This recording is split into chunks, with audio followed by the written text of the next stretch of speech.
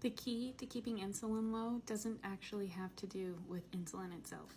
Insulin is just released as a result of the lack of iron's movement. So if iron becomes trapped in the body's tissues, then insulin is a result of that.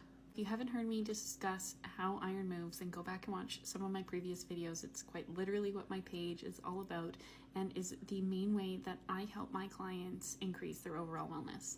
So the way that insulin works is it is released as a result of lacking bioavailable copper. So if we don't have enough bioavailable copper, which means that copper is not bound to a protein called ceruloplasmin.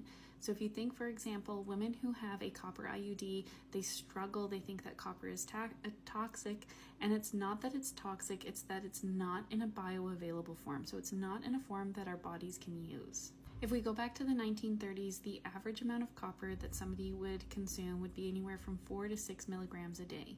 We fast forward to now, it's 9/10 of 1 milligram. What? So the issue is that is a huge change. We need copper for our bodies. And what happens when we lack copper is the body is trying to get to a state of balance, and it doesn't have the first line of defense in order to mitigate that high spike in glucose. So the body, being the intelligent being that it is, it decides to release insulin instead. So if our insulin is at a state of rising, then what we're really looking at is that our copper is low because there isn't enough copper to compensate for the high release in insulin.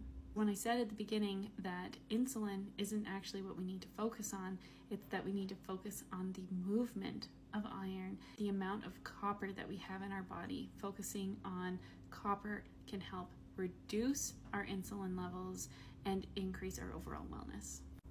Has anybody ever told you this before?